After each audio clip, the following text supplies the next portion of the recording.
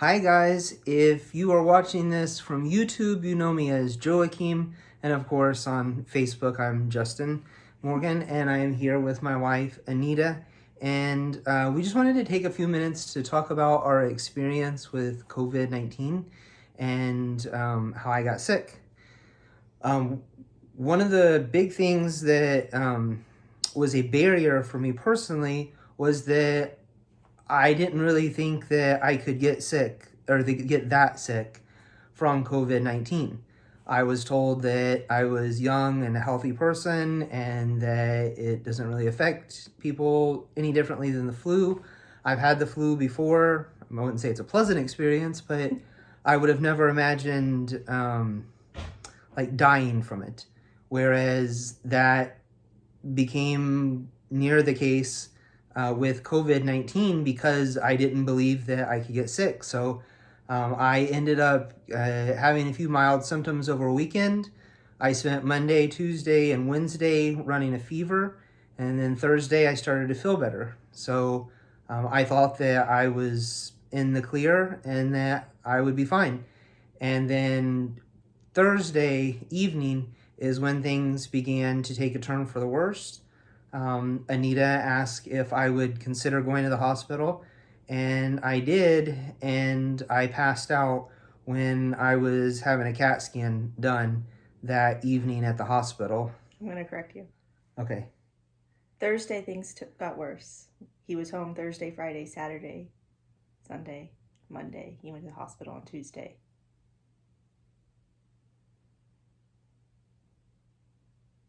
You were in the hospital on Tuesday. By Wednesday, they called me at midnight Tuesday night and said that Justin had consented to be put on a ventilator, a fact that Justin does not remember. Yeah, I don't remember at all. So Wednesday, he was on a ventilator. I got a call in the afternoon and they wanted me to approve a trial study for a plasma transfer, basically blood plasma with antibodies from somebody else who had fought off COVID. I approved the trial after verifying that it had been successful, and what they had told me is that most people who received plasma did recover quicker. However, it took what seemed like ages for them to actually do the transfer. It was really only Wednesday evening, sometime in the evening, they gave it to him, but they had to make sure the blood matched and everything was a match in the labs before they could give it to him.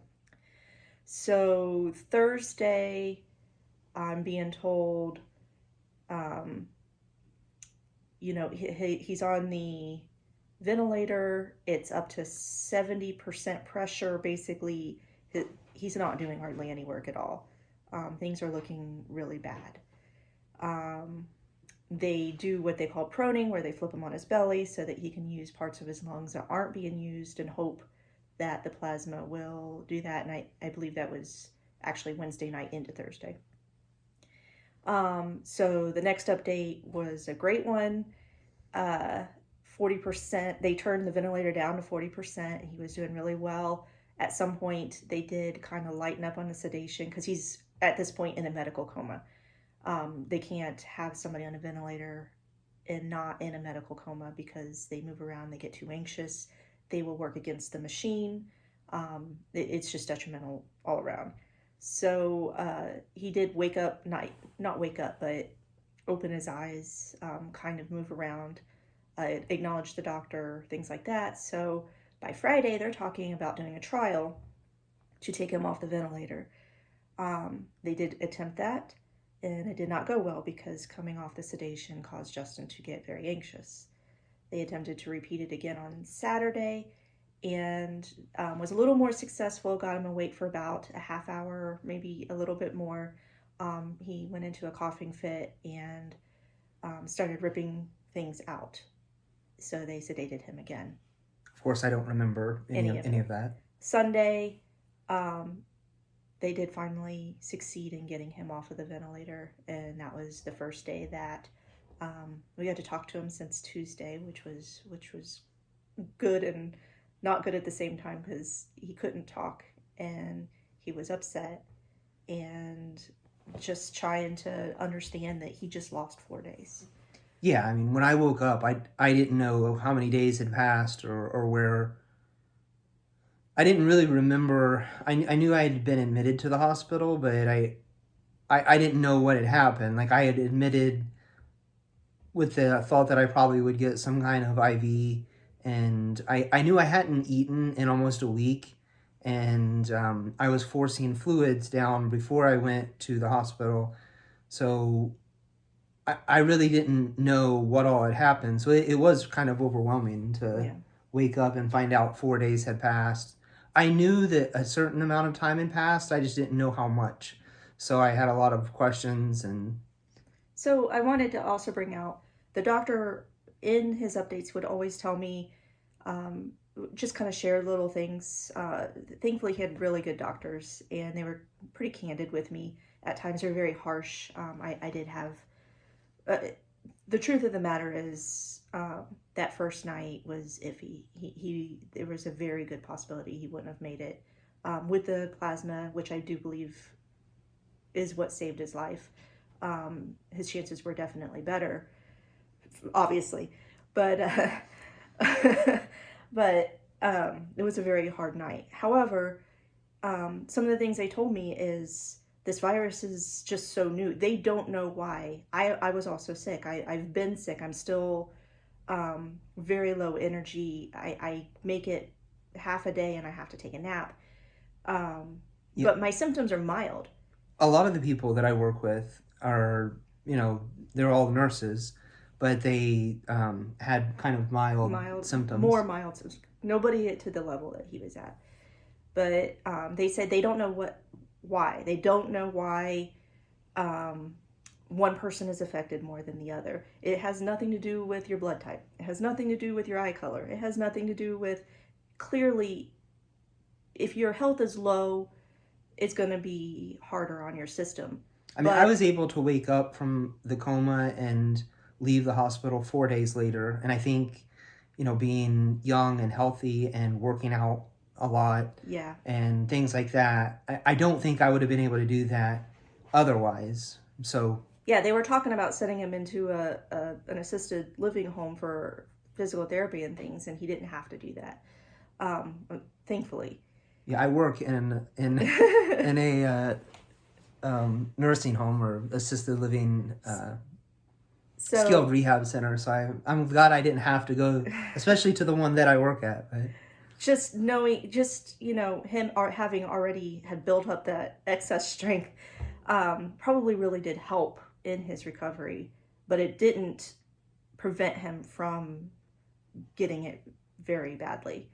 I also want to point out that the doctor talked about his own habits outside of the hospital, and it's not. Um, he wears a mask when he goes to the grocery store, any public place. He takes all these precautions, and yeah, he's a doctor, but he's dealing with this thing. the physician that The was physician, yeah, seeing me, he's dealing with it on the front lines, and then he's leaving, and he still has to go to the grocery store. He still has to do these things. He wears a mask in public. He told me he has one hand for himself and one hand for the world, where he keeps one tucked in his pocket so that if he needs to scratch his face, if he needs to do anything on himself, his person, that's the hand he uses. Whereas if he's grabbing things off shelves, he's using the hand that he's designated for the world. That would be a very difficult. I even tried it yesterday, and it's not easy when you're used to doing those things, but it's something that he's trained himself to do to try to help decrease spreading or picking it up. It's a very scary virus when you get it as bad as Justin got it. yeah, and I think that's the big thing. Like in this video that I wanted to bring out was that if you get COVID-19, you probably will have mild symptoms, but you could be a young and healthy person and get, like, I had double pneumonia, and so like you really don't know. There's no way to know how the disease will affect you. There's only ways to guess at how you will recover afterwards. So I think if I had to drive home one point, it would be that you should not consider yourself impervious. That because like my doctor, my family physician, one of the things that he was saying beforehand was that you're young and healthy, you won't have any problems. Well, that was not good advice. I did have problems. I ended up having double pneumonia. I almost died listening to the advice that you won't have any problems.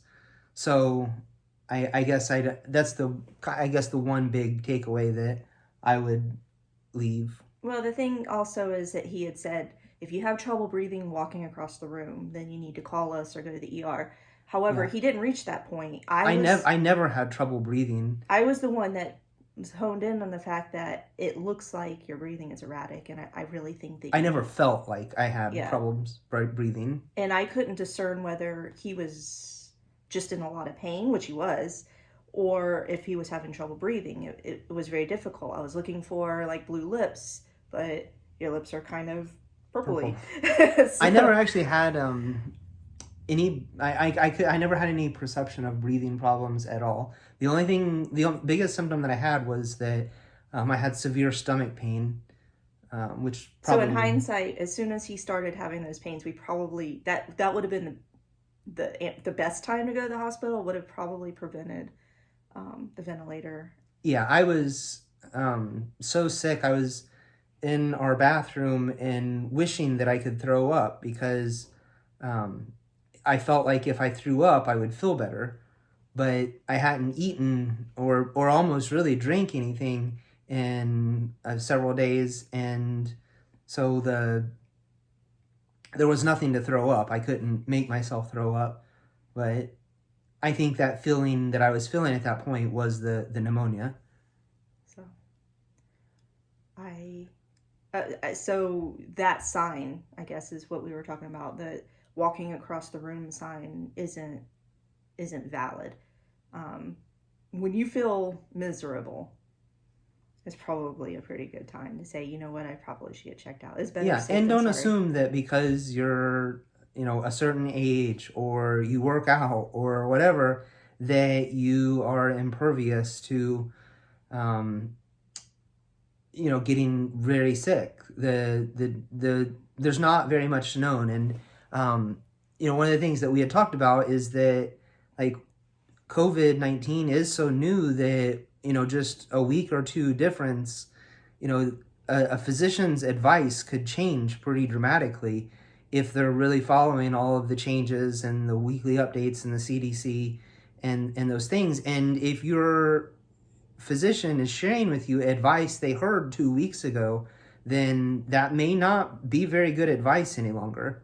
So, I mean, those are all things that, as a consumer of healthcare that, I think that we should definitely keep in mind and bear as we go. So anyways, we just wanted to take this opportunity to make a video and explain to you guys what had happened and say hi. Thank you to everybody that helped support us through prayer and who financially helped Thank you. give us money to help, pay for the medical expenses of the whole thing. So tremendous success, and not something I ever would have done. So I will shout out and say thank you to Sarah for doing that, because I wouldn't have. I never would have set that up myself. It was in the back of my mind, but that this was going to cost a lot. But we would tackle it one day at a time. We would, do whatever. So thank you for those who have reached out, who donated, who were a part of the community, because it was very taxing to me mentally, on top of me being sick. Having that support there, the support system of my family, friends, and people from our lives from high school to current. It was over the past 20 years. Outpouring of love and just general concern. The amount of people who brought me things to my door for both my kids and I. DoorDash gift certificates so that we could eat. I didn't have to think about dinner. I didn't have to think about lunch. One time we didn't think about breakfast. We ordered donuts, which the kids really enjoyed. So those things really mean a lot to me. I really appreciate it. And I'm assuming it means a lot to him, but he was sleeping for it. So, so I guess just to finish out my story, like when I when I woke up, I did have to, like, I couldn't lift my phone. I couldn't hold up my arms. I had to relearn to walk, which took a few days. But, it is still, like, today, I'm still in the process of learning to walk again and to get around normally. So, I mean, it's easy to sit here on the couch right now, but, I am still struggling a little bit to, like, I'm navigating the steps pretty well on going up to and down to our room. So anyway, that's all neither here nor there. It was a pleasure. Hope you all are well.